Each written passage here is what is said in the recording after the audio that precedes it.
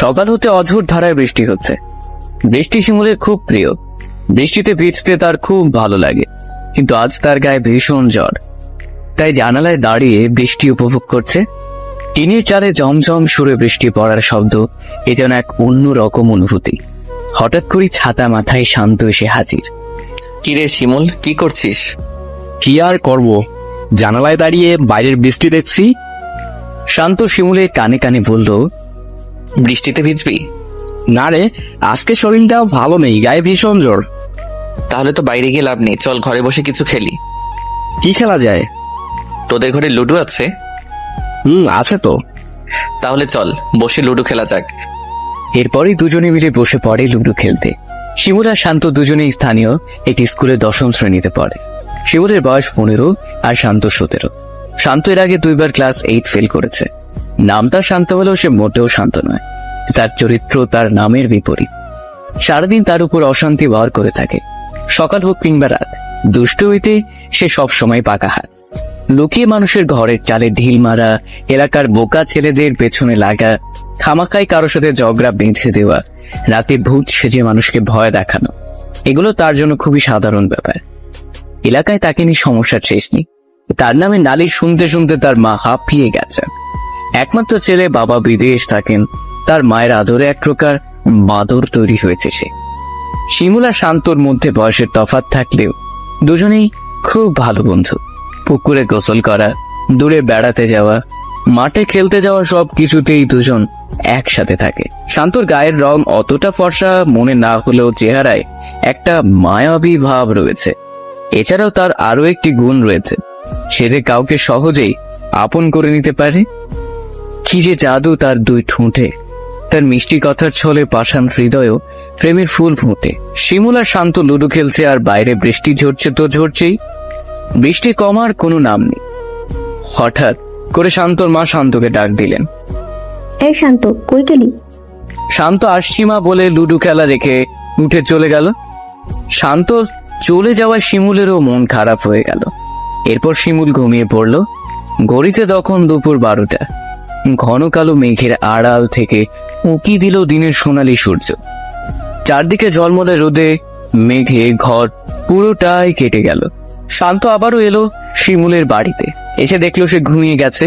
শিমুলকে ঘুমিয়ে দেখে শান্ত শিমুলকে না ডেকে চলে গেল। এরপর সে ছুটে চলল খোলা মাঠের দিকে। চঞ্চল স্বভাবের শান্ত এক জায়গায় বসে থাকতে ভালো লাগে না তার। সকাল থেকে বৃষ্টি হওয়ায় মাঠে কেউ তেমন একটা আসেনি। শান্ত আবারও বাড়ি ফিরে এলো। গোসল শেষ করে দুপুরে খাবার খেয়ে কিছুক্ষণের জন্য ঘুমিয়ে গেল। বিকেলে ঘুম থেকে উঠে ফ্রেশ হয়ে আবারও মাঠের উদ্দেশ্যে রওনা হলো সে। গ্রামের পশ্চিম কোণে বিশাল একটি মাঠ। সেই মাঠে বিকেলে জড়ো হয় এলাকার সব ছেলেপেলে। সবাই মিলে খেলাধুলা করে। সন্ধ্যা হলেই আবার বাড়ি ফিরে। আজকেও শান্ত সহ এলাকার সকল ছেলে মাঠে খেলাধুলা করছিল। যখন সূর্য পশ্চিম আকাশের ঢলে পড়ল, চারদিক থেকে ভেসে এলো আল্লাহু আকবার সুরে আজানের ধ্বনি। পাখিরা যখন নিড়ে ফিরে আনন্দের গান গাইছিল, শান্তরা তখন খেলাধুলা বাদ দিয়ে যার যার ঘরের উদ্দেশ্যে রওনা হলো। শান্ত সাকিবের সাথে সাকিবের বাড়িতে গেল, কারণ সে কিছু অঙ্ক বুঝেনি। সাকিব সেগুলো তাকে বুঝিয়ে দেবে। জনশূন্য এক বিশাল মাঠের উপর দিয়ে এঁকে বেঁকে চলে গেছে রাস্তা। রাস্তার দুধারে সবুজ ধানের ক্ষেত। সাকিব আর শান্ত সেই পথ ধরেই হেঁটে চলছে। আধা ঘন্টা হাঁটতে হাঁটতে সে পৌঁছে গেল সাকিবদের বাড়ি। সেখানে যাওয়ার পর তারা দুজনে মিলে নাস্তা করলো। শান্ত মাকে ফোন করে জানিয়েছে যে সে সাকিবের বাড়িতে আছে, ফিরতে দেরি হবে। নাস্তা করার পর দুজনে মিলে পড়তে বসলো। সাকিব শান্তকে ভালো করে অঙ্ক বুঝিয়ে দিল। এরপর শান্ত যখন বাসায় ফিরতে যাবে, তখনই সাকিবের মা তাকে থামিয়ে বললেন, এসেছো যখন রাতে খেয়ে যাও বাবা। সাকিবও তাকে অনেক জোড়াজোড়ি করতে লাগলো। তাঁদের কথা মতো শান্ত সাকিবের বাড়িতে গেল। রাতে খেয়ে দে যখন বাসায় ফিরবে তখন ঘড়িতে রাত 10টা।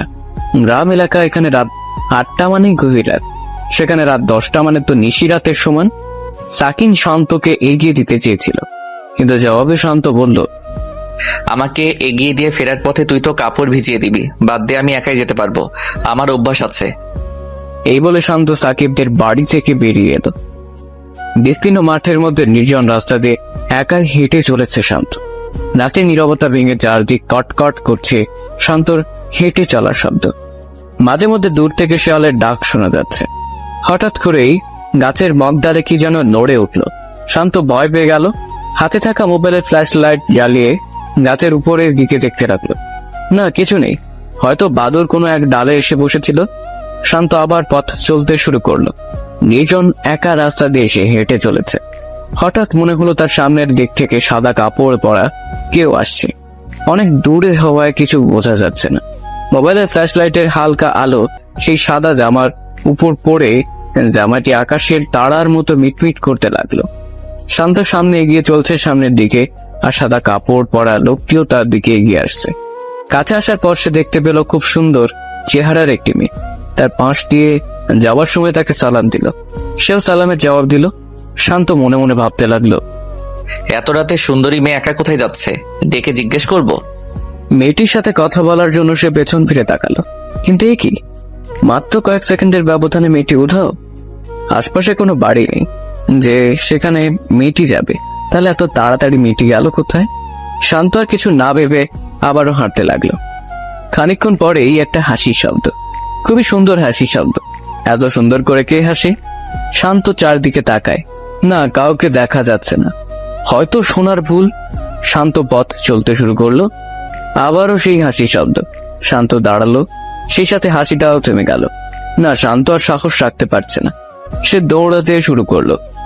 বাড়িতে যখন ফিরল তখন রাত 10:20 বাজে। শান্তর মা শান্তকে হাঁপাতে দেখে বললেন, কি রে, হাঁপাচ্ছিস কেন? শান্ত মাকে সব খুলে বলতে গিয়েও আবার থেমে গেল। খাওয়া খাই মা চিন্তা করবেন, তারপর বলল, না মা, তেমন কিছু না। বেশি রাত হয়ে যাচ্ছে দেখে দৌড়ে এসেছি, তাই একটু হাঁপিয়ে গেছি আর কি। শান্তর মা শান্তকে ভাত বেড়ে দিতে চেয়েছিলেন, তখন শান্ত বলল, মা, আমি সাকিবদের বাড়ি থেকে খেয়ে এসেছি। আর আমি তো তোর জন্য অপেক্ষা করছি, তুই এলে একসাথে খাবো বলে। কি আর করার ইচ্ছে না থাকা সত্ত্বেও মায়ের সাথে আবার খেতে বসলো। খাওয়া দাওয়া শেষ করে নিজের বিছানায় গিয়ে শুয়ে পড়লো সে। মাঝরাতে হঠাৎ ঘুম ভাঙলো শান্তর। পুরো ঘর জুড়ে মিষ্টি ফুলের গন্ধ। কেউ একজন তার মাথায় হাত বুলিয়ে দিচ্ছে। কে হতে পারে? মা। কিন্তু দরজা তো বন্ধ। মা কিভাবে এই ঘরে আসবে? শান্ত ভালো করে হাতের স্পর্শ বোঝার চেষ্টা করলো। নরম তুলতুলে একটি হাত, যতটা মনে হচ্ছে কম বয়সী কোনো এক মেয়ের হাত এটা। শান্ত উঠে বসলো। এরপর বিছানার ডান পাশে থাকা সুইচ বোর্ডের লাইটের সুইচ দিল। লাইট জ্বালানোর পর সে পুরোই অবাক হয়ে গেল। সেই সাথে অনেকটা ভয়ও পেল। ঘরে কেউ নেই। শান্ত বিছানা থেকে নেমে পুরো ঘর, বাথরুম, খাটের নিচ সব জায়গায় তন্ন তন্ন করে খুঁজল, কিন্তু কাউকেই পেল না। শান্তর মনের ভেতর একটা ভয় করছে। আস্তে আস্তে সে আবার বিছানায় উঠে লাইট অফ করে শুয়ে পড়ল। কিছুক্ষণ পর আবারও সেই হাতের ছোঁয়া। শান্ত ভালো করে বোঝার চেষ্টা করলো আসলে কারো হাত নাকি মনের ভুল। না, মনের ভুল নয়, ঠিকই কেউ তার মাথায় আদর করে হাত বুলিয়ে দিচ্ছে। শান্ত সেই হাত চেপে ধরে অন্য হাত দিয়ে মোবাইলের ফ্ল্যাশ লাইট অন করলো। এ কি? সে তার কোলবালিশের একটি অংশ হাতে নিয়ে বসে আছে। অদৃশ্য থেকে একটা হাসির শব্দ শুনতে পেল সে। হাসির শব্দটা কেমন যেন পরিচিত মনে হচ্ছে। হ্যাঁ, এ তো সেই হাসি যা সে সাকিবদের বাড়ি থেকে ফেরার পথে শুনেছিল। শান্ত মনে সাহস এনে বলল, কে কে হাসে? প্রশ্ন করার সাথে সাথে হাসির শব্দটা আরো বেড়ে গেল। শান্ত ভয়ে ভয়ে লাইটের সুইচ অন করলো। লাইট জ্বালানোর সাথে সাথেই হাসির শব্দটা থেমে গেল। শান্ত আবারও বলল, কে কে ওইখানে? কোনো আওয়াজ নেই। দীর্ঘক্ষণ শান্ত নীরবে বসে রইল। কিছুক্ষণ পর অদৃশ্য থেকে আওয়াজ এলো, আপনি ঘুমান, আমি চলে যাচ্ছি, কালকে আবার আসবো। কথাগুলো শুনে শান্ত কেঁপে উঠল আর আবার বলতে লাগলো, কে কে কথা বলে? না, কোনো শব্দ নেই। জানালার কাঁচ আপনা আপনি খুলে আবার বন্ধ হয়ে গেল। এটা দেখার সাথে সাথে শান্ত ভয় পেয়ে গেল। এতক্ষণ সে ফুলের সুবাস ছিল ঘরে, সেটাও এখন নেই। কোথাও যেন বিলীন হয়ে গেছে। শান্ত লাইট না নিভিয়ে শুয়ে পড়ল। এত ভয় সে কোনোদিন পায়নি। মনে যা আসে তাই পড়তে পড়তে সে ঘুমিয়ে পড়ল। সকালে ঘুম থেকে উঠে শান্ত হাত মুখ ধুয়ে ফ্রেশ হয়ে নিজের রুমে গেল। এরপর তার মা তার জন্য নাস্তা নিয়ে এলেন। নাস্তা খেয়ে সে স্কুলের জন্য তৈরি হতে লাগলো। এর মধ্যে শিমুলও তাদের বাসায় এসে হাজির। স্কুলের পোশাক পরে তৈরি হওয়ার পর দুজনেই স্কুলের উদ্দেশ্যে রওনা হলো। স্কুল তাদের বাড়ি থেকে বেশি দূরে নয়, হেঁটে যেতে 15 থেকে 20 মিনিট লাগে। দুজনে স্কুলে গিয়ে বন্ধুদের সাথে খেলাধুলা, হই হুল্লোড় পড়ালেখা এসবের ফাঁকে শান্ত গত রাতের ঘটনা সম্পর্কে একদম ভুলে গেল। বিকেলে বাড়ি ফেরার পর খাওয়া দাওয়া শেষ করে আবারও সবাই গিয়ে মাঠে জড়ো হলো, খেলাধুলা করলো। সন্ধ্যা নামার সাথে সাথেই যে যার ঘরে ফিরে যেতে লাগলো। শিমুল আর শান্ত নিজেদের বাড়ির উদ্দেশ্যে রওনা হলো। ফেরার পথে শান্তর নাকে আবারও সেই ঘ্রাণ লাগলো। শিমুল শান্তকে বলল, দেখছিস কোথাও কোনো ফুল ফুটেছে, কি মিষ্টি ঘ্রাণ বের হয়েছে। শান্ত শিমুলের কথায় সাই দিয়ে একটু মুচকি হাসলো। শান্ত জানে এই মিষ্টি সুবাস কোনো ফুল থেকে নয়, বরং কোন এক অশরীরী থেকে আসছে। দুজনে বাড়ি ফেরার পর শান্ত হাত মুখ ধুয়ে পড়তে বসলো, কিন্তু পড়ায় আজ মন বসছে না তার। কি হচ্ছে তার সাথে, কেনই বা হচ্ছে, এইসব লিসা ভাবতে লাগলো। দেখতে দেখতে ঘড়ির কাঁটা গিয়ে 9টায় পৌঁছলো। গ্রামের পরিবেশ, রাত 9টা মানে এখানে অনেক রাত। শান্তর মা ভাত বেড়ে শান্তকে ডাক দিলেন। শান্ত বইপত্র গুছিয়ে খাবার রুমে গেল। রাতের খাওয়া দাওয়া শেষ করে শান্ত নিজের রুমে গেল। অন্যদিন মশারি না টাঙালেও আজ সে মশারি টাঙিয়ে এরপর বিছানায় শুয়ে পড়ল। ছোটবেলায় সে শুনেছে মশারির ভেতর নাকি জিন ভূত প্রবেশ করতে পারে। বিছানায় শুয়ে শুয়ে শান্ত দোয়া কালাম যা জানে পড়তে লাগলো। এসব পড়তে পড়তে কখন যে তার ঘুম লেগে গেল সে টেরই পায়নি। মাঝরাতে হঠাৎ জানালার কাঁচের শব্দ শুনে তার ঘুম ভাঙল। কেউ জানালার কাঁচ খুলে ভেতরে প্রবেশ করছে। পুরো ঘর মিষ্টি সুবাসে ভরে গেল। শান্ত চোখ মেলে তাকালো, আবারও তার মাথায় সেই কোমল হাতের ছোঁয়া। শান্ত তাড়াতাড়ি করে উঠে লাইট অন করলো। ঘরে কেউ নেই। শান্ত ভয় ভয় কণ্ঠে বলল, কে কে এই ঘরে? অদৃশ্য থেকে আওয়াজ এলো, আমি হুরায়রা। হুরাইরা? কোন হুরাইরা? আমি তো এই নামে কাউকে চিনি না। অদৃশ্য থেকে অদ্ভুত একটা হাসি। শান্ত ভয়ে ভয়ে বলল, আপনি হাসছেন কেন? আপনি কি একটু পরিষ্কার করে বলেন তো? বললাম তো আমি হুরায়রা, পরিলোকের মেয়ে হুরাইরা। কি বললেন? পরি? পরি বলে কিছু আছে নাকি? কেন আপনি জানেন না? আল্লাহ মানুষ যেমন তৈরি করেছেন তেমনি জিনও তৈরি করেছেন। মেয়ে জিনদের পরি বলা হয়। এখানে কি চান? কি চাই মানে? আমি তো আপনার জন্যই এসেছি। সেদিন রাতে যখন আপনাকে দেখেছিলাম তখনই আপনাকে আমার ভালো লেগেছিল। সেদিন রাতে মানে? সেদিন রাতে মানে সেদিন রাতে, ওই যে যেদিন রাতে আপনি ভয়ে দৌড়ে এসেছিলেন। এরই মাঝে হঠাৎ করে শান্তর মা দরজার বাইরে থেকে বললেন, শান্ত, এই শান্ত, কার সাথে কথা বলিস এত রাতে? ঘুম আসনি এখনো? শান্তর মায়ের কণ্ঠ শোনার সাথে সাথেই জানালার কাঁচে শব্দ হলো। হয়তো হুরাইরা চলে গেছে। শান্ত বলল, না, আমার সাকিব ফোন করেছিল, তার সাথে কথা বলছিলাম। এত রাতে কিসের এত কথা? ঘুমা তাড়াতাড়ি। শান্ত লাইট বন্ধ করে আস্তে আস্তে শুয়ে পড়ে। বিছানায় শুয়ে শুয়ে সে ভাবতে লাগে, কে এই হুরাইরা? কেনই বা সে আমার পেছনে লেগেছে? পরিরা যদি কোনো মানুষকে পছন্দ করেই ফেলে তবে তাকে কি করে? কথাগুলো ভাবতে ভাবতে সে ঘুমিয়ে পড়ল। সকালে ঘুম থেকে উঠে শান্ত নিজের বিছানার পাশে তরতাজা টাটকা একটি গোলাপ ফুল দেখতে পেল। দেখে মনে হচ্ছে এইমাত্র বাগান থেকে তুলে আনা হয়েছে গোলাপটি। হালকা গোলাপি রঙের উপর হলুদ রঙের ছাপ। কি যে মিষ্টি সুবাস! গোলাপ সে অনেক দেখেছে, কিন্তু এমন গোলাপ সে কোনোদিন দেখেনি। বিছানার পাশে গোলাপটি রেখে দাঁত ব্রাশ করে ফ্রেশ হয়ে স্কুলের জন্য তৈরি হলো সে। এরপর শিমুল আর শান্ত দুজনেই স্কুলের উদ্দেশ্যে রওনা হলো। চলার পথে শিমুল শান্তকে বলল, কি রে, তোর গা থেকে এত সুন্দর ঘ্রাণ বের হচ্ছে? তোর বাবা বিদেশ থেকে কি পারফিউম পাঠিয়েছে নাকি? শান্ত প্রতিদিন সকালে গোসল করলেও আজ গোসল না করে চলে এসেছে। তাই ভাবলো তার গা থেকে হয়তো ঘামের গন্ধ বের হচ্ছে। সেটা নিয়ে মশকরা করে শিমুল এমন বলছে। তাই সে বলল, না রে, আজ সকালে গোসল করিনি তো, তাই হয়তো এমন দুর্গন্ধ করছে। আরে দুর্গন্ধ হতে যাবে কেন? এত অনেক সুন্দর ঘ্রাণ।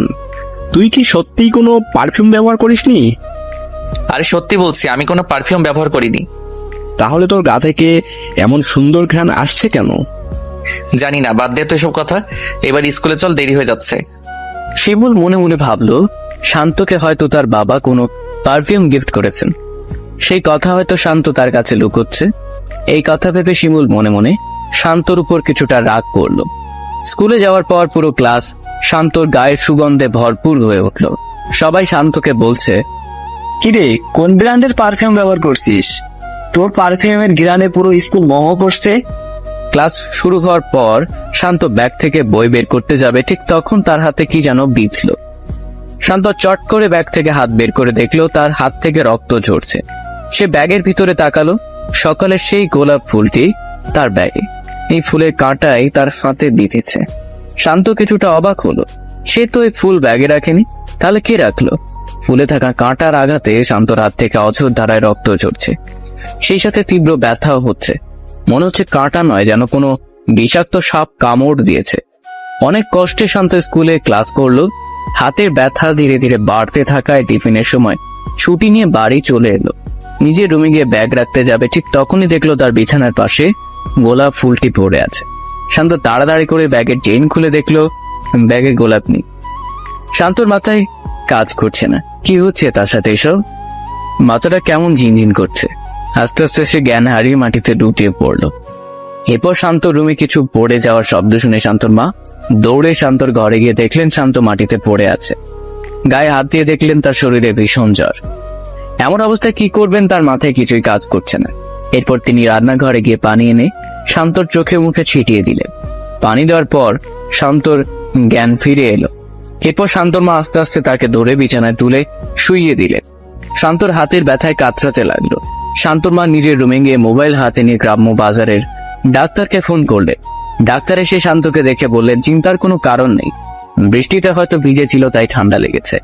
এরপর তিনি কিছু ওষুধ লিখে দিয়ে বললেন কাউকে বাজারে পাঠিয়ে এগুলো যেন আনিয়ে নেয়। ডাক্তার চলে যাওয়ার পর শান্তর মা শিমুলের ছোট ভাই জাহিদকে ডেকে এনে টাকার ওষুধের স্লিপ দিয়ে ওষুধ আনার জন্য পাঠালেন। জাহিদ বাজার গিয়ে ডাক্তারের লিখে দেওয়া ওষুধগুলো নিয়ে এলেন। শান্তর মা শান্তকে কিছু ভাত খাইয়ে ওষুধ খাইয়ে দেন। ওষুধ খাওয়ার পর শান্ত ঘুমিয়ে পড়ল। বিকেলে স্কুল ছুটির পর শিমুল বাড়ি ফিরে খাওয়া দাওয়া করে শান্তদের বাড়িতে গেল। শান্ত তখনও ঘুমোচ্ছিল। শিমুল শান্তর মাকে গিয়ে জিজ্ঞেস করলো, খালা, শান্ত কোথায়? সে তো ঘুমোচ্ছে। শান্ত তো এই সময় ঘুমানোর কথা নয়।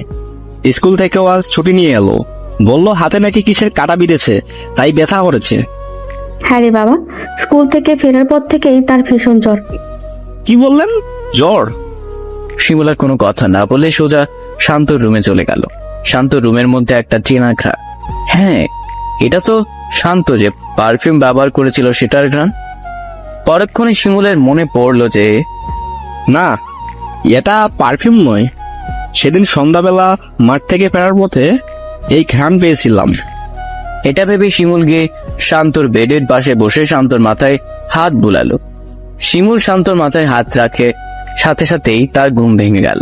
চোখ বন্ধ করে সে বলতে লাগলো, হুরাইরা, তুমি আবার এসেছো? কি চাও তুমি? তোমার দেওয়া ফুলের কাঁটা আমার হাতে বিঁধে অনেক ব্যথা করছে। শিমুল শান্তর মাথায় হাত বোলাতে বোলাতে বলল, কি রে শান্ত, কি আজে বাজে বকছিস? কে তোকে ফুল দিয়েছে? আর এই হুরাইরা ইবাকে? শান্ত ঘুমের করে শিমুলের এইসব কথা কানে না নিয়ে বলল। তুমি চলে যাও হুরাইরা। হঠাৎ করে শিমুল শান্তর বিছানার পাশে একটি গোলাপ পড়ে থাকতে দেখলো। অদ্ভুত ধরনের একটি গোলাপ। এমন গোলাপ শিমুল আগে কখনো দেখেনি। শিমুল গোলাপটি হাতে নিতে যাবে, এমন সময় শান্ত শিমুলের হাতে চেপে ধরে বলল, খবরদার, এটা হাতে নিস না। কথা বলতে বলতে শান্ত উঠে বসলো। শিমুল শান্তকে বলল, এটা হাতে নিলে কি হয়েছে? আমি হাতে নিব এটা। এই বলে যেই না শিমুল গোলাপের দিকে হাত বাড়াবে, তখনই শান্ত শিমুলের হাত অনেক জোরে চেপে ধরে অদ্ভুত মেলি কণ্ঠে বলল, বললাম না এটা হাতে নিবি না। এই বলে সে শিমুলকে এক হাত দিয়ে ধাক্কা দিল। ধাক্কাকে শিমুল বিছানা থেকে পড়ে গেল। শান্ত সুস্থ থাকা অবস্থায় ও শিমুলকে এভাবে এক হাতে ধাক্কা দিয়ে ফেলে দেওয়া অসম্ভব। শিমুল শান্তর দিকে ভালো করে তাকালো। তার চোখ দুটি লাল হয়ে আছে, চেহারায় ভাসছে ভয়ানক কিছু। শিমুল শান্তকে এমন অবস্থায় দেখে ভয় পেয়ে গেল। সে বুঝতে পারলো শান্ত মোটেই স্বাভাবিক নয়, তার উপর হয়তো কোনো দুষ্টু জিনের আঁচড় আছে। শিমুল শান্তকে বলল, আচ্ছা, আমি চলে যাচ্ছি, তুই ঘুমা। শিমুল শান্তর মাকে এসব বলতে যাবে, তখনই মনে মনে ভাবলো, না থাক, এখন বলে লাভ নেই। জিনটা আশেপাশে থাকলে শান্তর ক্ষতি করতে পারে। তাই সে কিছু না বলে চুপচাপ বাড়ি ফিরে এলো। মনে মনে ঠিক করলো আগামীকাল মসজিদের ইমাম সাহেবকে নিয়ে শান্তর বাড়িতে যাবে। শিমুল চলে যাওয়ার পর শান্ত আবার শুয়ে পড়ল। শান্তর মা শান্তর ঘরে গিয়ে দেখলো গায়ের জ্বর এখনো কমেনি। তিনি একটি রুমাল ভিজিয়ে শান্তর মাথায় রাখলেন। এবার তিনি রান্নাঘরে গিয়ে রান্না বসালেন। মাগরিবের সময় শান্তর ঘুম ভাঙল। গায়ের জ্বরটাও কিছু কমেছে। শান্তর জ্বর কমেছে দেখে শান্তর মাও কিছুটা স্বস্তি পেলেন। রাতে খাবার শেষে শান্তকে ওষুধ খাইয়ে দিলেন শান্তর মা। উনি চেয়েছিলেন আজ ছেলের পাশেই শুবে। কিন্তু শান্ত কিছুতেই তাকে শুইতে দিল না। এরপর তিনি বললেন, আচ্ছা, আমি আমার রুমে যাচ্ছি, তবে তুই দরজা ভেতর থেকে বন্ধ করিস না কিন্তু। এই বলে শান্তর মা নিজের রুমে চলে গেলেন। আর এইদিকে হঠাৎ করে মাঝরাতে শান্তর ঘুম ভেঙে গেল। ঘুম ভাঙার পর শান্ত দেখলো তার মাথার পাশে কেউ একজন বসে আছে। ডিম লাইটের হালকা আলোয় পুরো বোঝা যাচ্ছে না, তাই সে লাফ দিয়ে উঠে এই লাইটের সুইচ দিল। লাইট জ্বালানোর পর সে যা দেখলো তার জন্য সে মোটেই প্রস্তুত ছিল না। তার বিছানায় মাথার পাশটাতে বসে আছে অসাধারণ সুন্দর একটি মেয়ে। এত সুন্দর মেয়েকে সে কোনোদিন দেখেনি। মেয়েটিকে দেখার পর সে তার হাতের ব্যথার কথা একেবারেই ভুলে গেল। কিছুক্ষণ তার দিকে এক দৃষ্টিতে তাকিয়ে রইল সে। মায়াবী হরিণী দুই চোখ, সরু নাক, হালকা গোলাপি চিকন দুই ঠোঁট, দুধে আলতা ফর্সা গাল, সাদা গাউন পরায় মেয়েটিকে অদ্ভুত সুন্দর লাগছে, যেন স্বর্গীয় কোনো পরী নেমে এসেছে তার ঘর। মেয়েটি শান্তকে এক দৃষ্টিতে তাকিয়ে থাকতে দেখে মেয়েটি বলল, কি ভয় পেয়ে গেলি নাকি? কাঁপা কাঁপা কণ্ঠে শান্ত জিজ্ঞেস করলো, কে আপনি, আর এত রাতে আমার ঘরে কি করছেন? মেয়েটি শান্তর প্রশ্ন শুনে হাসতে হাসতে বলল, এ মা, এত তাড়াতাড়ি আমাকে ভুলে গেলেন? আমি হুরাইরা, পরিলোকের মেয়ে হুরাইরা। আপনি কেন বারবার আমার কাছে আসেন? বললাম তো, তোমাকে আমার খুব ভালো লাগে, তাই তোমাকে নিয়ে আমি পরিলোকে যেতে চাই। কিন্তু আমার তোমাকে একদম ভালো লাগে না। কথা বলতে বলতে হঠাৎ শান্ত হাতে ব্যথা অনুভব করলো। তখন সে হুরায়রাকে বলল, তুমি কেন আমাকে এই বিষাক্ত গোলাপ দিয়েছ? এই গোলাপের কাঁটা হাতে বিঁধে আমার আজ এই করুণ অবস্থা। হুরায়রা এক রহস্যজনক হাসি হেসে বলে, কি বললে? বিষাক্ত গোলাপ? এই গোলাপ আমাদের পরিলোকের সবচেয়ে উৎকৃষ্ট গোলাপ। আমরা এই গোলাপের গন্ধ গায়ে মাখি, তাই আমাদের শরীর থেকে সুন্দর ঘ্রাণ পাওয়া যায়। উৎকৃষ্ট না ছাই, তোমার গোলাপ তোমার কাছেই রাখো। এই বলে শান্ত গোলাপটি হুরায়রার দিকে ছুঁড়ে মারলো। শান্তর গোলাপ ছুঁড়ে ফেলায় হুরায়রা রাগ করে বলল, দেখো, তুমি কিন্তু আমার ভালোবাসাকে অপমান করছো। এটা কিন্তু আমি সহ্য করব না। ভালোবাসা না কচু, মানুষের সাথে পরিদের কোনো ভালোবাসার সম্পর্ক হতে পারে না। কেন পারে না? অবশ্যই পারে। আমাদের পরিলোকে এমন অনেক মানুষ আছে যাদেরকে পরীরা তুলে নিয়ে গেছে। আমিও তাদের যেদিন প্রথম দেখেছিলাম সেদিন চেয়েছিলাম তোমাকে তুলে নিতে। আমি তখন ওই গাছেই বসেছিলাম, কিন্তু গাছের থেকে যখন উড়াল দিলাম তখন গাছের ডালের শব্দ পেয়ে তুমি যখন উপরের দিকে লাইট ধরলে তখনই বুঝেছিলাম তুমি খুবই সাহসী। আর সাহসী লোকেদের পরিলোকে নিয়ে যাওয়া মানেই তাদের নির্ঘাত মৃত্যু। সেই কারণেই তোমাকে তুলে না নিয়ে ভাবলাম তোমাকে আস্তে আস্তে বুঝিয়ে নিয়ে যাব। অনেক হয়েছে, তুমি এখন যাও তো, আমার ভালো লাগছে না। আমি ঘুমাবো। আর তোমাকে তো আমি ভালোবাসিনি, তাহলে আমি কেন পরিলোকে যাব? তুমি আমাকে ভালোবেসেছো, তুমি পরিলোক ছেড়ে এই মর্তলোকে আসো। আমি যদি পরিলোক ছেড়ে মর্তলোকে আসি তবে পরীরা আমাকে যে কোনো উপায়ে খুঁজে বের করবে আর আমাকে এবং তোমাকে মেরে ফেলবে। ভালোবেসে মরতে কি তুমি ভয় পাও? হুমেরা বুঝতে পারলো এই পাকাপোক্ত ছেলের সাথে সে কথায় পেরে উঠবে না, তাই সে বলল, তুমি এখন ঘুমাও, কালকে তোমার জন্য নতুন এক উপহার নিয়ে আসবো। তুমি না আসলে আমি খুশি, আর এটাই আমার সবচেয়ে বড় উপহার। হুমায়রা রাগ করে শান্তর দিকে তাকিয়ে কিছু বলতে চাচ্ছিল কি ভেবে কিছুই না বলে অদৃশ্য হয়ে গেল। হুমায়রা চলে যাওয়ার পর শান্ত আবারও শুয়ে পড়ল। গায়ের জ্বর কমলেও হাতের ব্যথা কিছুতেই কমছে না। তারপর লাইটের সুইচ অফ করে শান্ত আবারও শুয়ে পড়ল। কিছুতেই ঘুম আসছে না। একেই তো হাতে ব্যথা, তার উপরে পরীটা বড্ড জ্বালাতন করছে। যদি সে পরী না হয়ে মানুষ হতো তাহলে সে তাকে সাদরে গ্রহণ করত, কিন্তু মানুষ হয়ে পরীর সাথে প্রেম অসম্ভব। তার ডাকে সাড়া দেওয়া মানে সারা জীবনের জন্যই দুনিয়া ছেড়ে পরিলোকে চলে যাওয়া। এটা মৃত্যুর চেয়ে বা কম কিসে? বিছানায় শুয়ে শুয়ে ভাবতে লাগলো শান্ত। এইসব কথা ভাবতে ভাবতে ঘুমে তার দু চোখ বন্ধ হয়ে এলো। কিছুক্ষণ পর শান্তর মা এসে তার মাথায় হাত দিয়ে দেখলো তার জ্বর অনেকটা কমেছে। ছেলেটা জ্বর কমতে শুরু করেছে দেখে তিনি অনেকটা চিন্তামুক্ত। এরপর তিনি আবারও নিজের রুমে গিয়ে শুয়ে পড়লেন। শান্তর মা বিছানায় শুয়ে থাকলেও কেন জানি তার ঘুম আসছে না। বিছানার এপাশ ওপাশ করতে করতেই রাত পার হয়ে গেল। ভোর হতেই মসজিদের মিনার হতে ভেসে এলো আজানের সুমধুর ধ্বনি। বিছানা ছেড়ে উঠে গিয়ে উজু করে ফজরের নামাজ আদায় করলেন। এরপর আবার শান্তর রুমে গিয়ে দেখলেন শান্ত ঘুমাচ্ছে। আস্তে আস্তে ছেলে রুম থেকে বাইরে এসে উঠোনে কিছুক্ষণ পায়চারি করলেন। পুরো বাড়ি জুড়ে সুন্দর একটা মিষ্টি সুবাস পাওয়া যাচ্ছে।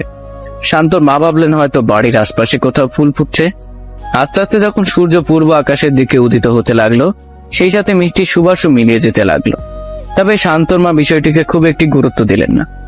অনেকক্ষণ বাহির হাঁটাহাঁটি করার পর শান্তর মা রান্নাঘরে গিয়ে সকালে নাস্তা তৈরির কাজে লেগে গেলেন। সকাল 8:30টার দিকে ঘুম ভাঙল শান্ত। শরীরে জ্বর নেই, তবে হাতে এখনো ব্যথা আছে। আস্তে আস্তে বিছানা ছেড়ে উঠে বাথরুমে গিয়ে হাত মুখ ধুয়ে ফ্রেশ হয়ে বাহিরে এলো। কিছুক্ষণ পর শান্তর মা তার জন্য নাস্তা নিয়ে তার রুমে গেলেন। নাস্তা দিয়ে আবারও ছেলের কপালে হাত দিয়ে দেখলো জ্বর কমেছে কিনা। শান্তর গায়ে জ্বর আর নেই। ছেলেকে নাস্তা দিয়ে তিনি বললেন, গতকাল শিমুল এসেছিল, সে বলল তোর হাতে নাকি কিসের কাঁটা বিঁধেছে, দেখি তো কোন হাতে। শান্ত মায়ের দিকে তার বা হাত বাড়িয়ে দিয়ে বলল। এই হাতের আঙুলে। শান্তর মা ছেলের আঙ্গুলের দিকে তাকাতেই আঁতকে উঠলেন। হাতের আঙ্গুলের যেখানে কাঁটা বিঁধেছে সেখান থেকে হাতের রং নীল হয়ে আস্তে আস্তে উপরের দিকে আসছে। শান্তর মা তাড়াতাড়ি উপরে গিয়ে ডাক্তারকে ফোন করলেন।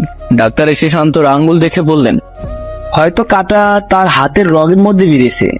ভালো হবে আপনি তাকে ভালো কোনো হাসপাতালে নিয়ে দেখা। হাতে ইনফেকশন হলে তারা বুঝতে পারবে। শান্তর মা ডাক্তারের কথা শুনে চিন্তিত হয়ে পড়লেন। ডাক্তারকে বিদায় দেওয়ার পর তিনি শান্তর বাবাকে ফোন দিলেন। শান্তর বাবা সব শুনে বললেন, আচ্ছা, তুমি চিন্তা করো না, আমি এখন কিছু টাকা পাঠাচ্ছি, আর আজাদকেও বলে দিচ্ছি তোমার যা টাকা লাগবে তার কাছ থেকে নিও। আজাদ হচ্ছেন শান্তর বাবার চাচাতো ভাই। গ্রামের বাজারে তার বড় একটি দোকান আছে। আশপাশের গ্রামের অনেক মানুষ তার দোকান থেকে খরচাপাতি নেয়। বড় দোকান হওয়ায় কাস্টমার বেশি থাকে। প্রতি মাসে 1 থেকে 1.5 লাখ টাকা আয় করে সেই দোকান থেকে। শান্ত বাবা মায়ের একমাত্র ছেলে। শান্ত জন্মের সময় তার মায়ের একটি সমস্যা হয়ে যায়, যার ফলে উনি বাচ্চা জন্ম দেওয়ার ক্ষমতা চিরতরে হারিয়ে ফেলে। তবে এই একটি ছেলে নিয়েই উনারা সন্তুষ্ট। একমাত্র ছেলে, অল্প কিছু হলেই তাই বাবা মা চিন্তিত হয়ে পড়ে। শান্তর মা শান্তকে নিয়ে হাসপাতালে যাওয়ার জন্য তৈরি হচ্ছেন। এর মধ্যে শিমুল মসজিদের ইমাম সাহেবকে নিয়ে হাজির হলো। শিমুলকে শান্তর মা আলাদা করে ডেকে নিয়ে বললেন, কি রে, মসজিদের ইমাম সাহেবকে নিয়ে এসেছিস কেন? শিমুল শান্তর মাকে গতকাল বিকেলে ঘটে যাওয়া সব ঘটনা খুলে বলল, কিন্তু শান্তর মা মোটেই এসব বিশ্বাস করতে চাইছেন। শিমুল শান্তর মাকে বলল, আচ্ছা আন্টি, আমাকে একটু সময় দেন, আমি সবকিছু প্রমাণ করছি। এরপর শিমুল ইমাম সাহেবকে নিয়ে শান্তর রুমের দিকে গেল। ইমাম সাহেব আর শান্তর মাকে রুমের বাইরে রেখে শান্ত একাই গেল রুমের ভেতর। শান্ত তখন হাসপাতালে যাওয়ার জন্য তৈরি হচ্ছিল। শিমুল রুমে গিয়ে জিজ্ঞেস করলো, কিরে শান্ত, কি খবর? শান্ত জবাব দিল, কি আর খবর, হাতের ব্যথায় অবস্থা খারাপ। এখন মায়ের সাথে হাসপাতালে যাওয়ার জন্য তৈরি হচ্ছি। শিমুল শান্তর সাথে কথা বলছে আর মনে মনে শান্ত রুমে সেই গোলাপটি খুঁজছিল। হঠাৎ সে রুমের কর্নারে পড়ার টেবিলের নিচে গোলাপ ফুলটি দেখতে পেল। শান্ত রাতে এটা হুড়াইরার দিকে ছুঁড়ে মেরেছিল। এই টেবিলের নিচে পড়ে আছে ফুলটি। শিমুল গোলাপের দিকে তাকিয়ে বলল, কিরে, এত সুন্দর গোলাপ টেবিলের নিচে ফেলে রেখেছিস কেন? এই বলে শিমুল যেই না গোলাপ হাতে নিতে যাবে তখনই শান্ত মেলি কণ্ঠে চেঁচিয়ে উঠে বলল, এই, তোকে না গতকাল বলেছি এই গোলাপে হাত দিবি না, তবে কেন বারবার হাত দিচ্ছিস? এই বলে শান্ত এক লাফে বিছানার উপর দিয়ে গিয়ে কর্নারে শিমুলের পাশে দাঁড়ালো। ইমাম সাহেব আর শান্তর মা সব ঘটনা বাইরে থেকে দেখছিলেন। শান্ত শিমুলকে মারতে উদ্যত হলো। তখনই শিমুল বলল, প্লিজ বন্ধু, ভুল হয়ে গেছে, আর ছুঁইব না এই গোলাপ। কিন্তু শান্ত কিছুতেই শান্ত হচ্ছিল না। অনেক কষ্টে শিমুল শান্তর হাত থেকে বেঁচে বাইরে বেরিয়ে এলো। এরপর ইমাম সাহেব আর শান্তর মাকে নিয়ে তারা অন্য কামরায় চলে গেল। ইমাম সাহেব বললেন, দেখো, শান্তর যে অবস্থা দেখলাম তাতে আমার ধরার কিছু করা সম্ভব নয়। ভালো একজন দিন সাধকই পারবেন শান্তকে এই ছায়া থেকে বাঁচাতে। শান্তর মা বললেন, কিন্তু জিন সাধক কোথায় পাবো? ইমাম সাহেব বললেন, আমার জানাশোনা একজন দিন সাধক আছেন, আমি তার নাম্বার দিচ্ছি, আপনারা আজকের মধ্যেই তাকে নিয়ে আসার চেষ্টা করেন। এরপর ইমাম সাহেব সেই জিন সাধকের নাম্বার দিয়ে শান্তদের বাড়ি থেকে বিদায় নিল। ইমাম সাহেব চলে যাওয়ার পর শান্তর মা ইমাম সাহেবের দেওয়া নাম্বারে ফোন দিয়ে কথা বলেন। সবকিছু শুনে উনি শান্তর মায়ের কাছ থেকে তাদের বাড়ির ঠিকানা নিয়ে বিকেলে আসার আশ্বাস দিলেন। শান্তর মা ফোন রেখে আবারও শান্তর ঘরের দিকে গেলেন। শান্তর মাকে দেখার পর বলল, মা, আমি রেডি হয়ে গেছি, হাসপাতালে যাবে না? তোর বাবা টাকা পাঠাননি এখনো, টাকা পাঠালে বিকেলে যাব। এই বলে তিনি আবারও ছেলের হাতের আঙ্গুলের দিকে তাকালেন। আঙ্গুলের নীল রেখাটি আগে যে অবস্থানে ছিল তার চেয়ে 2 ইঞ্চি উপরের দিকে উঠে এসেছে। শান্তর মা কি করবেন কিছুই বুঝতে পারছেন না। আঙুলের নীল রেখাটি ক্রমশ উপরের দিকে উঠছে। এটা কেন হচ্ছে? হাসপাতালে ডাক্তারের কাছে যাবেন নাকি জিন সাধক আসার আগ পর্যন্ত অপেক্ষা করবেন? অনেক ভেবেচিন্তে তিনি মনে মনে ঠিক করলেন, আঙুলের জন্য ডাক্তার দেখাই। হতে পারে কাঁটা আঙুলে রগে বিঁধেছে, যার ফলে রগে কোনো ইনফেকশনের সৃষ্টি হয়েছে। এরপর তিনি শান্তকে বললেন, তোর হাতের আঙুল তো দেখছি সময়ে সময়ে খারাপের দিকে যাচ্ছে। আমার মনে হয় ঘরে যে কয়টা টাকা আছে সেগুলো নিয়ে হাসপাতালে যাই, পরে লাগলে না হয় তোর আজাদ চাচার কাছ থেকে ধার নিব। শান্ত মায়ের কথায় সম্মতি জানান। এরপর তিনি ঘরে গিয়ে বোরখা পরে শান্তকে নিয়ে হাসপাতালের উদ্দেশ্যে রওনা হলো। সাথে শিমুলও ছিল। হাসপাতালে যাওয়ার পর ডাক্তার ভালো করে শান্তর হাত দেখলেন। এরপর কিছু পরীক্ষা লিখে দিয়ে বললেন সেগুলো করানোর জন্য। শান্তর মা সেগুলো পরীক্ষা করার জন্য একটি ডায়াগনস্টিক সেন্টারে গেলেন। সেখানে শান্তর হাত পরীক্ষা করার পর তারা বলল পরের দিন সকালে সে রিপোর্ট নিতে। সকাল থেকে এখন পর্যন্ত শান্তর হাতের নীল রেখা 2 ইঞ্চি উপরে উঠে গেছে। এই মতাবস্থায় পরীক্ষার রিপোর্ট গতকাল মানে অনেক দেরি। তাই তিনি ডায়াগনস্টিক সেন্টারের কর্মকর্তাদের অনেক অনুরোধ করলেন যে রিপোর্টটি আজকে দেওয়ার জন্য, কিন্তু তারা সেটা তো অপারগতা প্রকাশ করলো। এরপর তিনি আবার সেই ডাক্তারের কাছে গেলেন। ডাক্তার বললেন, রিপোর্ট না দেখে তো কিছু বলা যাবে না, আপনি বরং কালকে আসেন। শান্তর মা উপায়ন্ত না দেখে শিমুলা শান্তকে নিয়ে বাসায় চলে এলেন। ঘড়িতে তখন বিকেল 3টে। শান্তর মা শিমুলা শান্তকে ভাত দিয়ে নিজেও কিছু খেলেন। এর মধ্যে জিন সাধক শান্তর মায়ের ফোনে কল করলেন। শান্তর মা শান্তর পাশ থেকে দূরে সরে গিয়ে ফোনে কথা বললেন। জিন সাধক হুজুর তাদের বাজারে চলে এসেছেন, কিন্তু তাদের বাড়ি চিনতে পারছেন না। শান্তর মা ওনাকে বললেন, হুজুর আপনি অপেক্ষা করেন, আমি লোক পাঠাচ্ছি। শিমুল তাড়াতাড়ি করে খাওয়া শেষ করে জিন সাধক হুজুরের নাম্বার নিয়ে বাজারের দিকে রওনা হলো। এরপর হুজুরের সাথে দেখা করে ওনাকে বাড়িতে নিয়ে এলো। শান্তর মা জিন সাধক হুজুরকে চা নাস্তা খেতে দিলেন। চা নাস্তা শেষ করার পর শিমুল আর শান্তর মা ওনাকে সবকিছু খুলে বললেন। সব শোনার পর উনি বললেন, আমাকে একবার তার সাথে কথা বলতে হবে। শিমুল বলল, হুজুর শান্ত এমনিতেই নর্মাল থাকে, শুধুমাত্র এই গোলাপ ফুল ছুঁতে গেলেই সে অস্বাভাবিক আচরণ শুরু করে। হুজুর বললেন, ঠিক আছে, আমি বিষয়টা দেখছি। তারপর তিনি শান্তর রুমে গিয়ে প্রবেশ করলেন। শান্তনাকে দেখে দাঁড়িয়ে সালাম দিল। উনি সালামের জবাব দিয়ে বললেন, বসো। শান্ত আবারও নিজের বিছানায় বসলো। তারপর উনি তাকে জিজ্ঞেস করলেন, তোমার নাম কি? আমার নাম জুবাইর আহমেদ শান্ত। তুমি কি করো? পড়ালেখা করি। ভালো। হুজুর শান্তর সাথে কথা বলতে বলতে রুমের চারদিকে চোখ বুলাচ্ছিলেন। হঠাৎ টেবিলের নিচে পড়ে থাকা গোলাপের দিকে তার নজর গেল। বড়ই আশ্চর্য ধরনের গোলাপ। এই ধরনের গোলাপ উনিও কোনোদিন দেখেননি। গোলাপটি দেখে উনি বললেন, এত সুন্দর গোলাপ এখানে ফেলে রেখেছো কেন? ফুলদানিতে সাজিয়ে রাখলেই তো পারো। এই বলে উনি যেই না গোলাপ হাতে নিতে যাবেন তখনই শান্ত বলে উঠল, এই ওটাতে হাত দিস না। হুজুর শান্তর দিকে তাকিয়ে বললেন, কি বললে তুমি? কি বললাম শুনতে পাসনি? ওইটাতে হাত দিস না, খবরদার। আমি ওটাতে হাত দিব, দেখি তুমি কি করতে পারো। এই বললে হুজুর যেই না গোলাপ ফুলটি স্পর্শ করতে যাবেন অমনি শান্ত এক লাফে হুজুরের সামনে গিয়ে ওনার হাত চেপে ধরে বলল, তোকে না বলেছি এটাতে হাত দিবি না?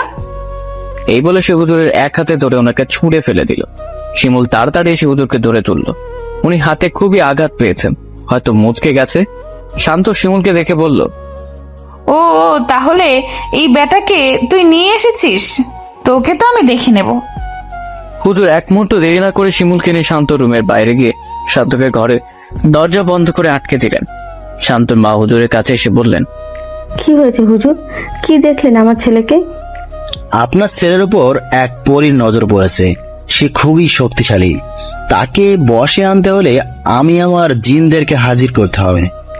শান্তর মা বললেন, তো হাজির করেন, আমার ছেলেকে যেভাবেই হোক ওই পরীর কবল থেকে মুক্ত করেন। হুজুর বললেন, এখন সম্ভব নয়, মাগরিবের পর জিনদের হাজির করতে হবে। তাই আমাদের মাগরিব পর্যন্ত অপেক্ষা করতে হবে। ঠিক তখনই মসজিদের মাইক হতে আসরের আজানের সুর ভেসে এলো। হুজুর তাদের কাছ থেকে বিদায় নিয়ে আসরের নামাজে গেলেন। যাওয়ার সময় বলে গেলেন, শান্তর দরজার পাশে কেউ যেন না যায়, দরজাটা যেন বন্ধ থাকে। আসরের নামাজ আদায় করে জিন সাধক হুজুর শান্তদের বাড়িতে ফিরে এলেন। শান্তর মা হুজুরকে আলাদা একটি রুমে বিশ্রামের সুযোগ করে দিলেন। এদিকে শান্ত দরজা খুলে দেওয়ার জন্য খুবই চিৎকার করছে। শান্তর মায়ের মন চাইছে ছেলেকে দরজা খুলে দিতে, কিন্তু হুজুরের কড়া নির্দেশ শুনি না বলার আগ পর্যন্ত দরজা খোলা যাবে না। শিমুল শান্তদের বারান্দার একপাশে বসে মোবাইল টিপছে। সবাই অপেক্ষায় আছে কখন মাগরিবের আজান হবে। শান্তর মা হুজুরের জন্য সামান্য নুডলস আর হালকা কিছু নাস্তার ব্যবস্থা করলেন। এরপর শিমুলকে ডেকে সেগুলো হুজুরের রুমে পাঠিয়ে দিলেন। হুজুর তখন দু চোখ বন্ধ করে তাসবিহ পড়ছিলেন আর কি যেন ভাবছিলেন। শিমুল ডাক দিতে উনি কিছুটা কেঁপে উঠলেন। শিমুল হুজুরের দিকে নাস্তা এগিয়ে দিয়ে বলল, হুজুর খালা পাঠিয়েছেন এগুলো? হুজুর একটু আবেগ মাখা কণ্ঠে বললেন। এত কষ্ট করে এগুলো তৈরি করার কি দরকার ছিল? এরপর তিনি হাত বাড়িয়ে নাস্তাগুলো নিয়ে খেতে লাগলেন। শিমুল হুজুরের রুমের বাইরে চলে গেল। অন্যদিন বিকেলের সময়টা তাড়াতাড়ি চলে গেলেও আজকে যেন শিমুলের কাছে ঘটনাটাকে অনেক লম্বা মনে হচ্ছে। অবশেষে সবার অপেক্ষার প্রহরের অবসান ঘটিয়ে মসজিদের মিনার হতে ভেসে এলো আল্লাহু আকবার ধ্বনি। জিন সাধক হুজুর আস্তে আস্তে রওনা হলেন মসজিদের দিকে। মাগরিবের নামাজ আদায় করার পর তিনি আবারও শান্তদের বাড়িতে এলেন। এরপর তিনি শান্তদের ঘরে বসে সমস্ত বাতি নিভিয়ে দিতে বললেন। শান্তর মা হুজুরের কথা মতো ঘরের সমস্ত বাতি নিভিয়ে দিলেন।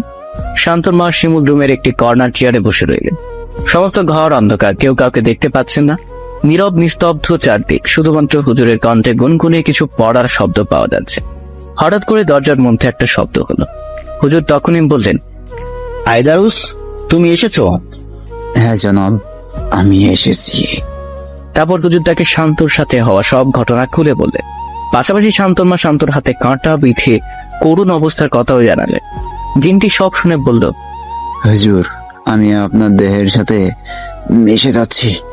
তারপর আপনি শান্তর ঘরে যাবেন, গিয়ে তার সাথে কথা বলবেন। আমি আপনার মধ্যে থেকেই সবকিছু পরখ করব। এরপর জিন আয়দারুস হুজুরের দেহের সাথে মিশে গেল। হুজুর বললেন, ঘরের বাতিগুলো জ্বালাও।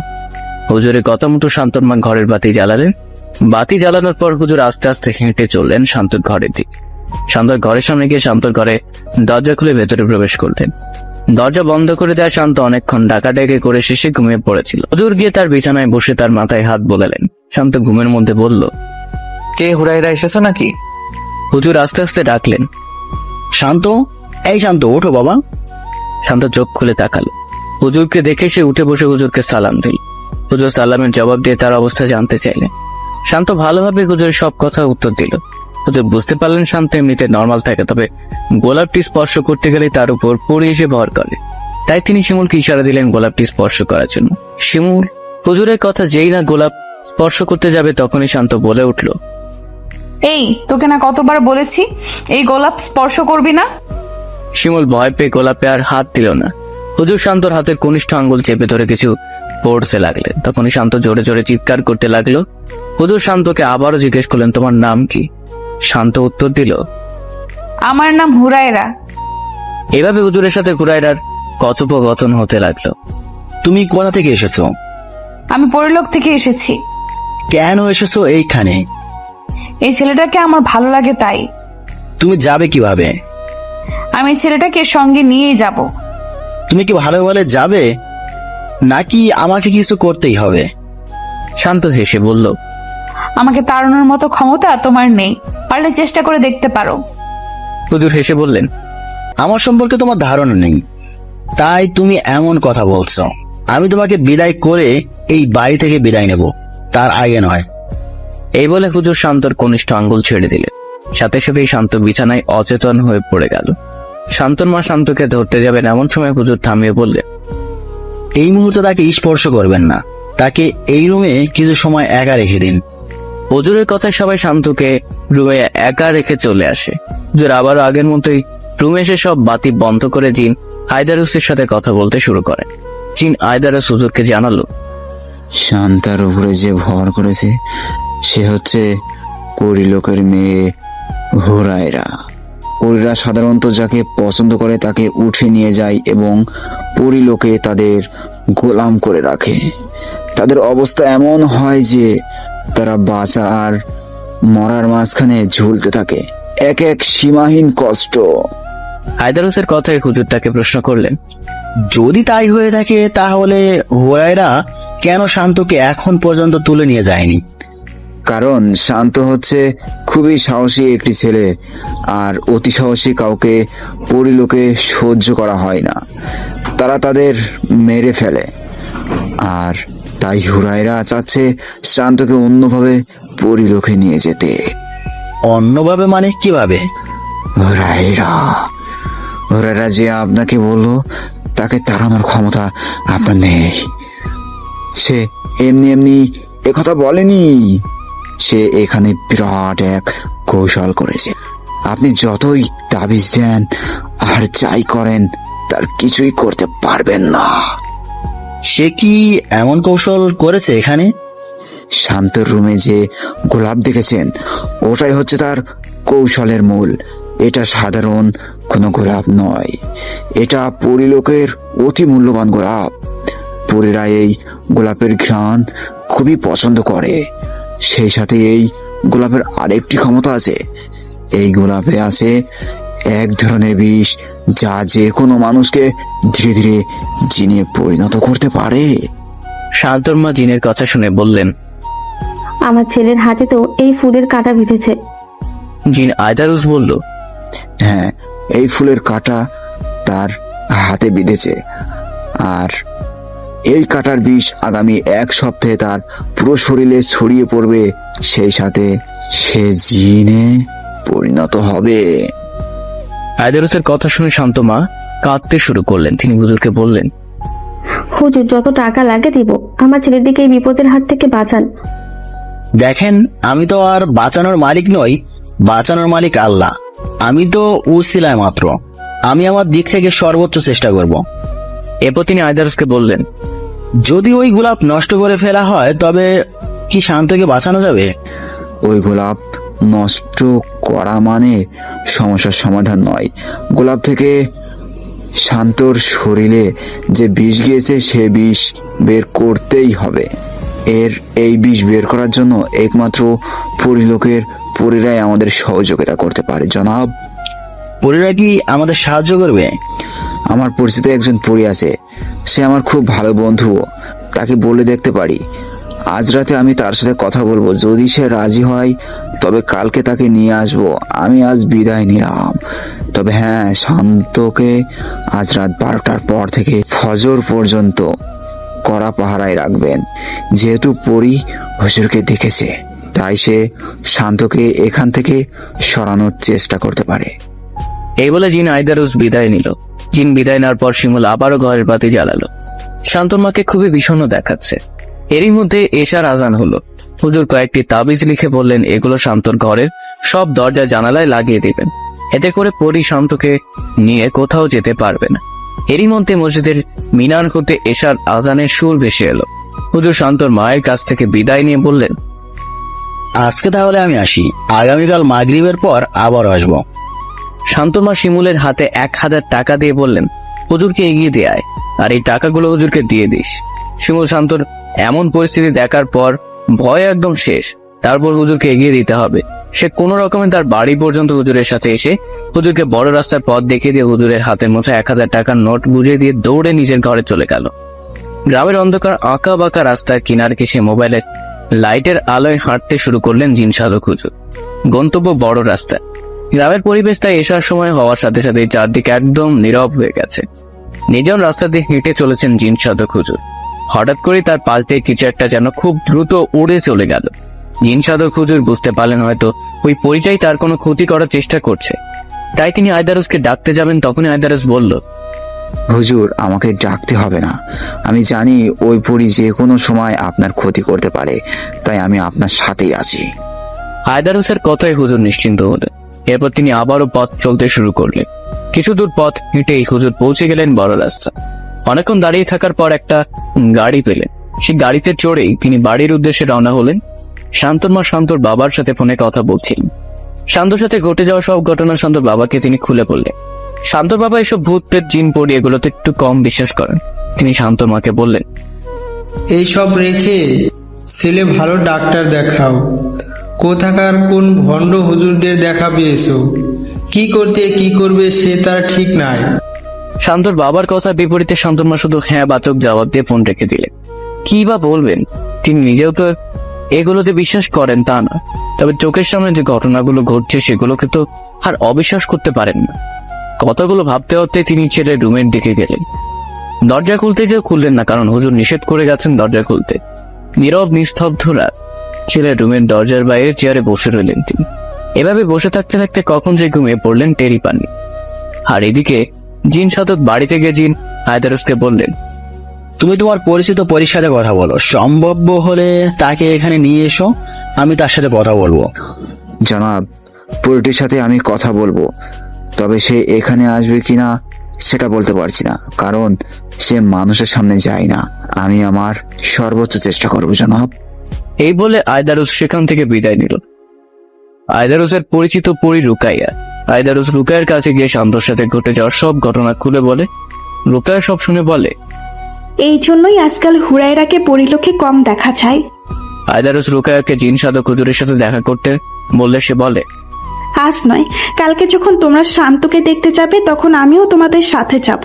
যদিও আমি কারোর সামনে যাই না, তবে একটা নিষ্পাপ প্রাণ বাঁচাতে আমাকে যেতে হবে। আয়দারুস রুকাইয়ের কাছ থেকে বিদায় নিয়ে এসে হুজুরকে রুকাইয়ের বলা কথাগুলো বলে। হুজুর সব শুনে কিছুটা স্বস্তি ফিরে পান।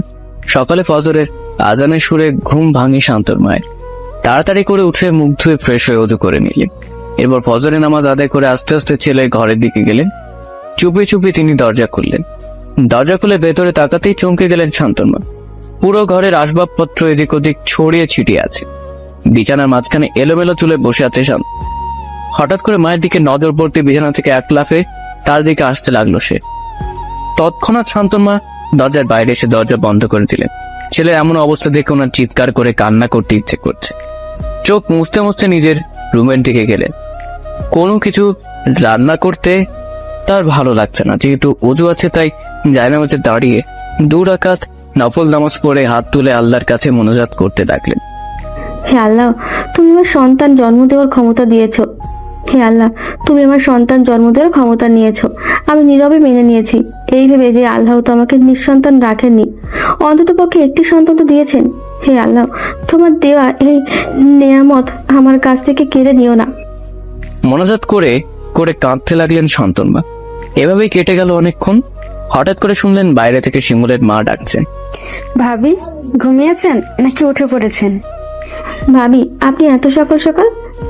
হ্যাঁ, সকাল সকাল চলে এলাম। সারাদিন তো স্কুলে থাকি, শান্তকে দেখতে আসার সময় পাই না, তাই সকাল সকাল চলে এলাম। ভাবলাম ছেলেটিকে এক নজরে দেখে যাই। কিন্তু আপনি কাঁদছেন কেন ভাবি? ছেলের কথা ভেবে। কাঁদবেন না, সব ঠিক হয়ে যাবে। এবার চলেন শান্তকে দেখে আসি। শান্তকে তো এখন দেখা যাবে না ভাবি। কি বলছেন ভাবি? কেন দেখা যাবে না? ঘুমাচ্ছে নাকি? না, ঘুমাচ্ছে না, কিন্তু সে খুবই পাগলামি করছে। আমি গিয়েছিলাম তার রুমে, সে আমার দিকে তেড়ে এসেছিল। কি বলছেন ভাবি?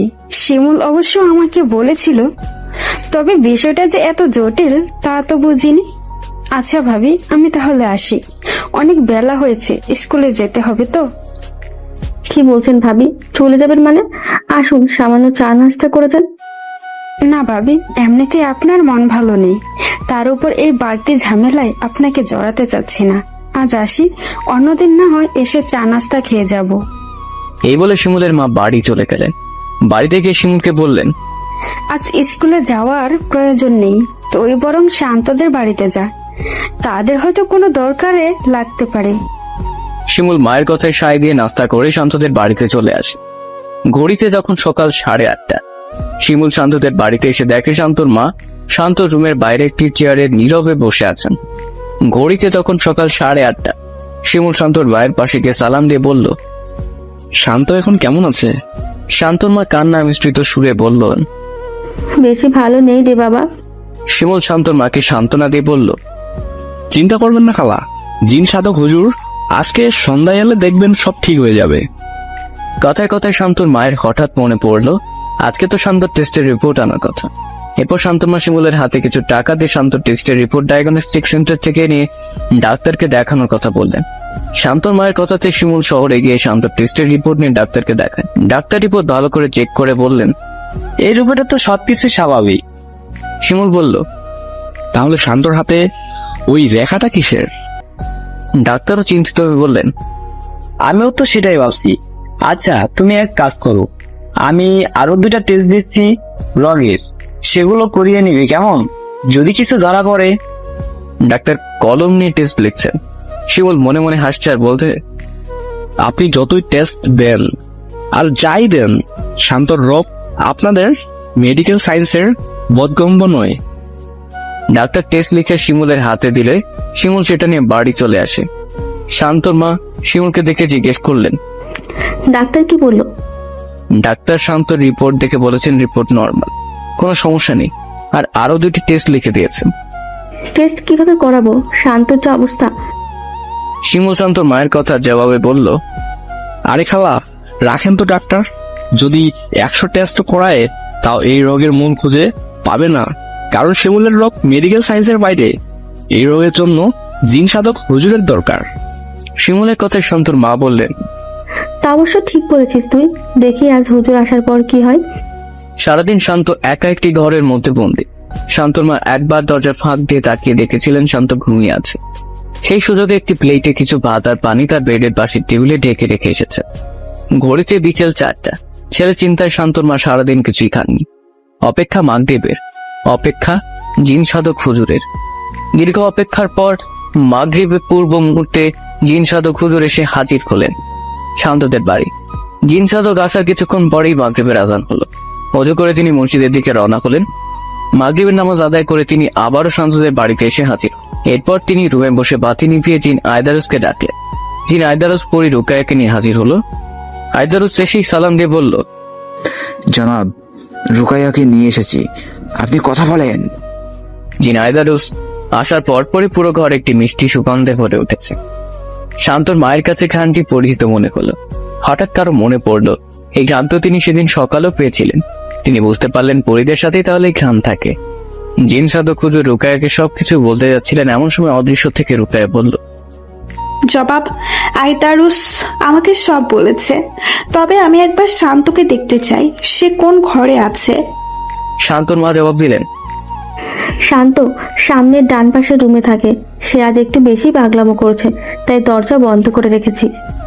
শান্তর মায়ের কথায় রুকাইয়া জবাব দিল, আপনারা গিয়ে দরজাটা খুলেন, আমি আসছি। আমি থাকলে শান্ত পাগলামো করবে না, কারণ হুরাইরা আমাকে দেখলেই পালিয়ে যাবে। রুকায়ার কথায় শান্তর মা গিয়ে শান্ত রুমের দরজা খুললেন। দরজা খোলার পর জিন সাধক হুজুর আর শান্তর মা রুমে প্রবেশ করলেন। সেই সাথে অদৃশ্য থাকা অবস্থায় আয়দারুস আর রুকায়া রুমে প্রবেশ করলো। শান্ত দাঁড়িয়ে হুজুরকে সালাম দিল। এরপর হুজুর তাকে বসতে বলে তিনি তার পাশে গিয়ে বসলেন। রুকায়াকে দেখার সাথে সাথে হুরাইরা জানালা দিয়ে পালিয়েছে। এটা কেউ না দেখলেও আয়দারুস আর রুকায়া ঠিকই দেখেছে। আয়দারুস রুকায়ার কাছে গিয়ে বলল, কিরে, মানুষের কাছে শুনেছিলাম অভাব যখন ঘরে ঢুকে ভালোবাসা তখন জানালা দিয়ে পালায়, কিন্তু আজ দেখলাম রুকায়া যখন ঘরে ঢুকে হুরায়রা জানালা দিয়ে পালায়। এই কথা বলে জিন আয়দারুস হাসতে লাগলো। রুকায়া আয়দারুসকে বলল, ফাজলামো করিস না, এটা ফাজলামোর সময় না। শান্তর মা ছেলের হাতের দিকে তাকাচ্ছে। নীল বর্ণের রেখাটি হাতের কোণের কাছাকাছি চলে এসেছে, আর মাত্র 5-6 ইঞ্চি উপরে উঠলে সেটা কোণে অতিক্রম করবে। রোকেয়া ভালো করে শান্তর হাত দেখলো, সেই সাথে গোলাপটাকেও ভালো করে দেখলো। এই গোলাপটার নাম হচ্ছে জীবান। রোকেয়ার বুঝতে বাকি রইল না হুরাইরা এই ছেলেটার সাথে কি করতে চাইছে। কিছুক্ষণ পর জিন সাধক হুজুর শান্তর রুম থেকে বেরিয়ে এলেন। সেই সাথে জিন আয়দারুসা রোকেয়াও চলে এলো। যথারীতি তারা আবার অন্ধকার রুমে চলে গেলেন। রোকেয়া হুজুরকে বলল, হুরাইরা শান্তকে যে গোলাপ ফুল দিয়েছে সেই ফুলের নাম হচ্ছে জীববান। অত্যন্ত সুদর্শন আর সুঘ্রাণ যুক্ত, সেই সাথে এটি খুবই ভয়ানক। এই ফুলের বিষ যে কোনো মানুষকে জিনে পরিণত করতে পারে। আর শান্তর হাত দেখে যেটা বুঝলাম, তার হাতের শিরা পেয়ে এই ফুলের বিষ উঠছে। রোকেয়ার কথা শেষ হওয়ার আগে হুজুর জিজ্ঞেস করলেন, এই বিষ কিভাবে নামানো যাবে? হুরাইরা দেওয়ার গোলাপের মতো আরেকটি গোলাপ আছে আমাদের পরিলোকে, যে গোলাপের নাম হচ্ছে লিপান। এই গোলাপের কাঁটা শান্তর হাতে নীল বর্ণের শেষ প্রান্তে গেঁথে দিলে জীবান গোলাপের বিষ নামতে শুরু করবে। তবে শান্তর হাতের নীল বর্ণ যদি কোনোই অতিক্রম করে ফেলে, তবে এই বিষ আর কোনোভাবেই নামানো যাবে না। এই কথা শুনে হুজুর বললেন, শান্তর হাতের নীলবর্ণ তো কোণের কাজ চলে গেছে, আর কয়েক ঘন্টা পার হলেই সেটা কোণে অতিক্রম করবে। এত কম সময়ের ভিতরে কি এই গোলাপ সংগ্রহ করা সম্ভব? চিন্তা করবেন না, আমাদের পরিদের জামার বিশেষ ধরনের সুতা দিয়ে বেঁধে দিলে এই বিষ আর উঠতে পারবে না। আমি আমার জামার সুতো দিয়ে তার হাতের এই নীল বর্ণের উপরে বেঁধে দিচ্ছি। আপনারা কেউ ভুলেও তাকে স্পর্শ করবেন না। মানুষের স্পর্শ পেলে ওই সুতা আপনা আপনি খুলে যাবে। আর হ্যাঁ, হুরাইরা যাতে তার আশেপাশে ঘেঁষতে না পারে সে ব্যবস্থা করতে হবে। আমি গিয়ে তার হাতের সুতা বেঁধে দিয়ে আসছি। এরপর হুজুর গিয়ে একটি তাবিজ দিয়ে একটি বলয় তৈরি করে দিবেন, যাতে হুরায়রা শান্তর কাছাকাছি যেতে না পারে। এই বলে রুকায়া শান্ত রুমে গিয়ে শান্তর হাতে তার জামার সুতা দিয়ে বেঁধে দিল।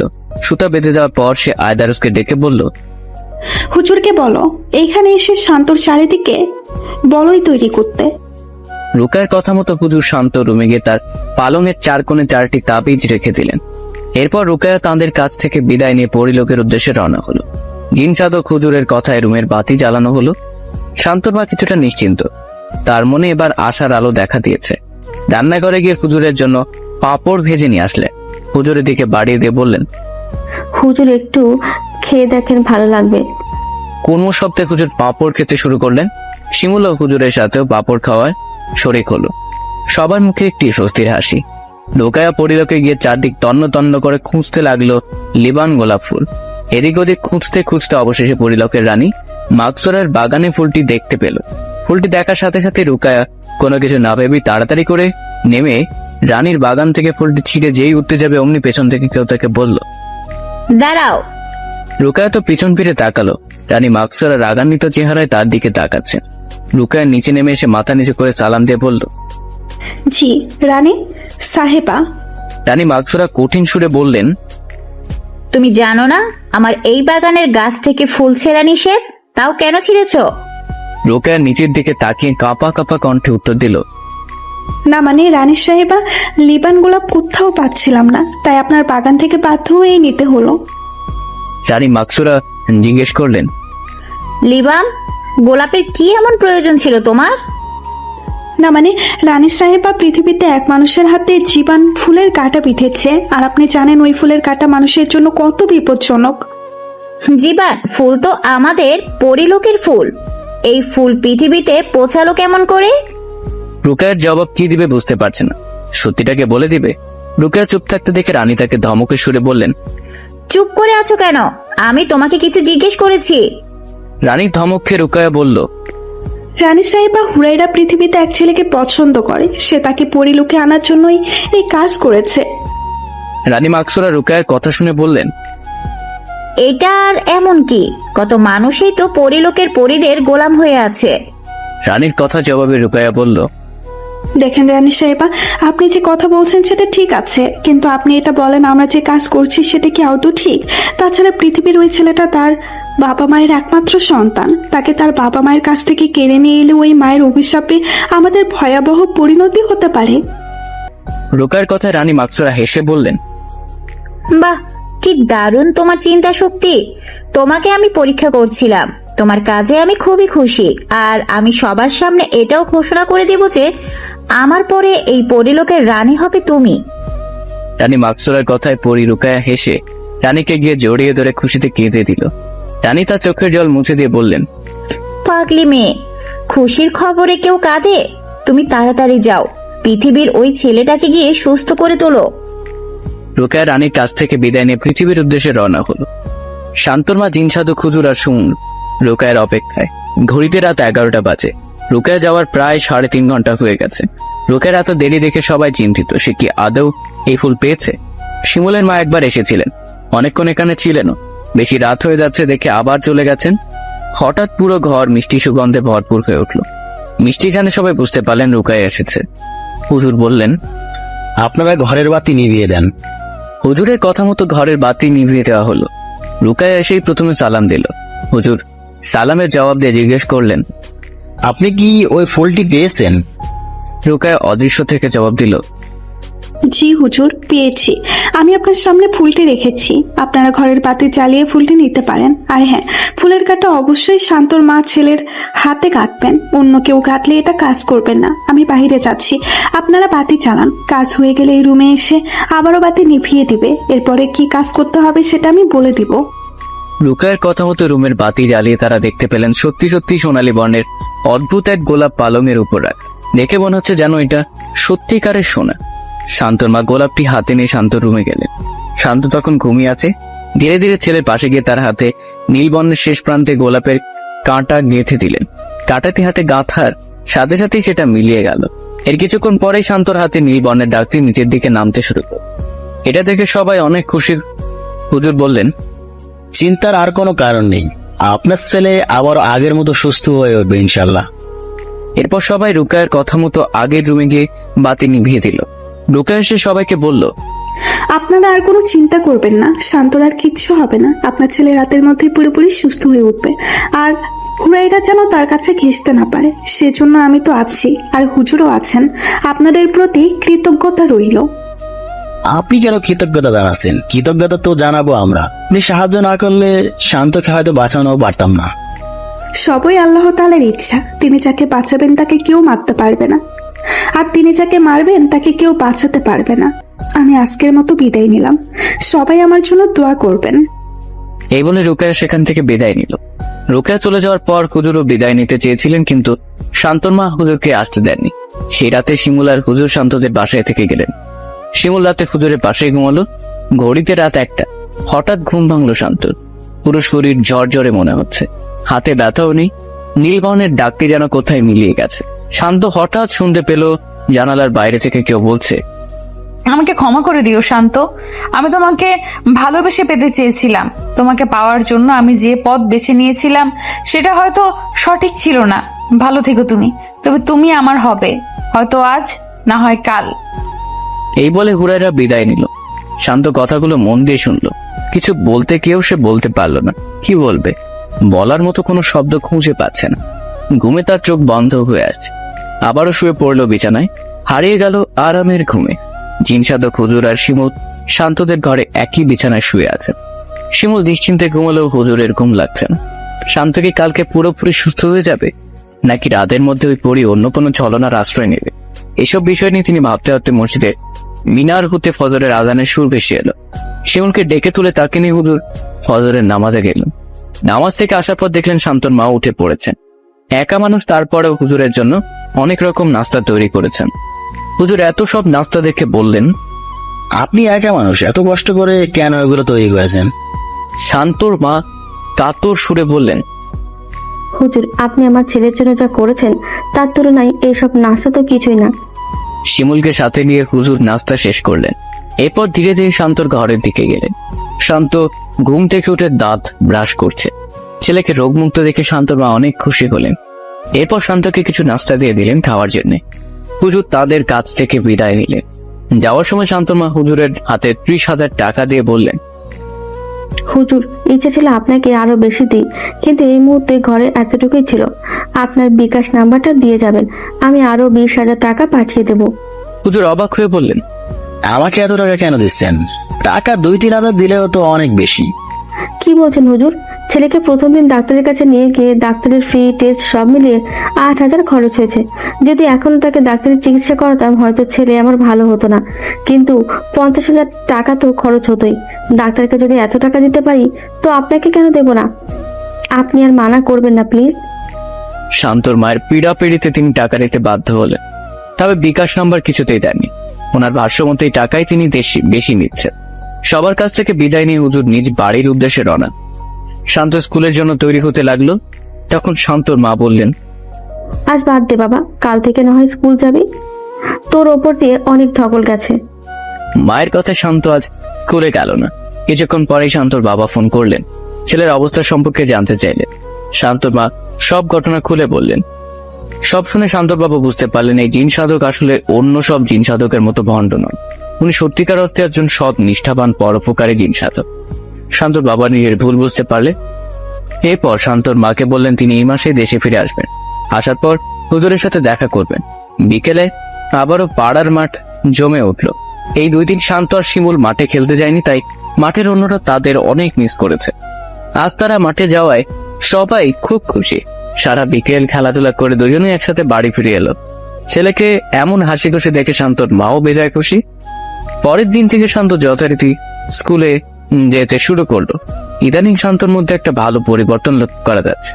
সে আগের চেয়ে পড়ায় অনেক বেশি মনোযোগী।